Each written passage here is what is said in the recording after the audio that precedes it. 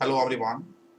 आज के सेशन में हम लोग डिस्कस करेंगे मल्टीमीडिया सिस्टम के बारे में।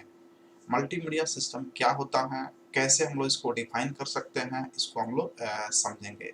पहले हम लोग मल्टीमीडिया के बारे में डिस्कस कर चुके हैं और मल्टीमीडिया डेटा के बारे में भी डिस्कस कर चुके हैं।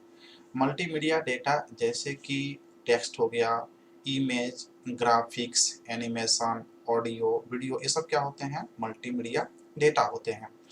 और इन सभी डेटा को प्रोसेसिंग करने के लिए किसी भी सिस्टम में अगर कैपेबिलिटी है तो उस सिस्टम को हम लोग मल्टीमीडिया सिस्टम कह सकते हैं।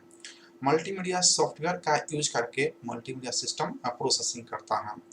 तो दो या दो से अधिक मीडिया, जिसको मल्टीमीडिया डेटा हम कह सकते हैं, अगर कोई भी ऐसा सिस्टम है जो टेक्स्ट को और इमेज को प्रोसेस कर सकता है तो वो भी क्या होगा? आपका मल्टीमीडिया सिस्टम हो जाएगा। जैसे कंप्यूटर हो गया तो कंप्यूटर टेक्स्ट है, इमेज है, ऑडियो है, वीडियो है, इन सभी को प्रोसेसिंग कर सकता है।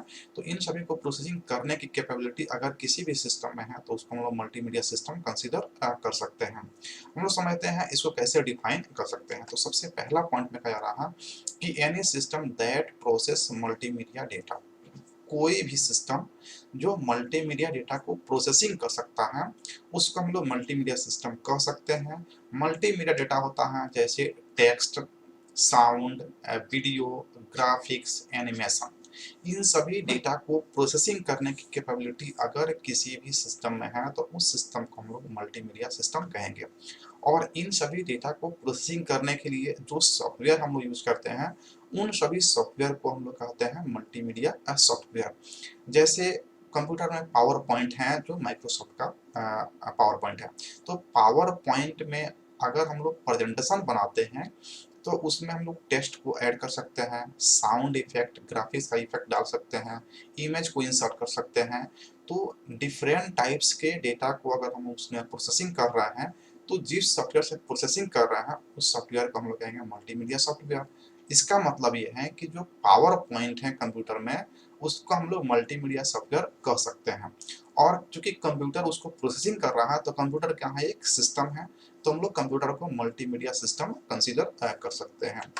ये multimedia system is responsible for delivering A multimedia application. कहा जा रहा है कि जो मल्टीमीडिया सिस्टम होता है उसकी रिस्पॉन्सिबिलिटी होती है कि वो मल्टीमीडिया एप्लीकेशन को डिलीवर करे।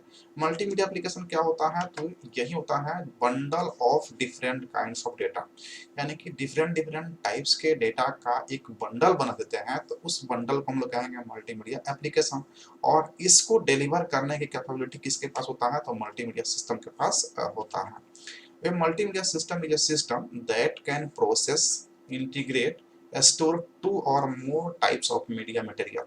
मतलब कि मल्टीमीडिया सिस्टम वह सिस्टम होता है जो प्रोसेसिंग कर सकता है, इंटीग्रेट मतलब कि कंबाइन कर सकता है और उसको स्टोर कर सकता है दो या दो से अधिक मीडिया मटेरियल्स को। दो या दो से अधिक मीडिया मटेरियल्स कौन हो गए? तो आप यहाँ पे देख पा रहे हैं जैसे यहाँ पे टेक्स्ट हो गया और वीडियो हो गया, इन दोनों को कंबाइन कर दे, प्रोसेसिंग कर दे, या फिर किसी तीन को या किसी चार को, मतलब कि कम से कम दो डेटा को अगर वो प्रोसेसिंग कर सकता है, कंबाइन कर सकता है तो उस तरह के सिस्टम को मल्टीमीडिया सिस्टम हम लोग कहेंगे। और कैसे कंबाइन कर देगा हमको आउटपुट? वो डिजिटल फॉर्म में कंबाइन करता है। तो ये सब एलिमेंट्स हो गए और यहाँ पे दो तरह के एलिमेंट्स बताया जा रहा है, डायनामिक और स्टैटिक। स्टैटिक में आपको टेक्स्ट और ग्राफिक्स हो जाते हैं, जबकि डायनामिक में वीडियो, ऑडियो, एनिमेशन ये होते हैं डायनामिक एलिमेंट्स होते हैं मल्टीमीडिया के।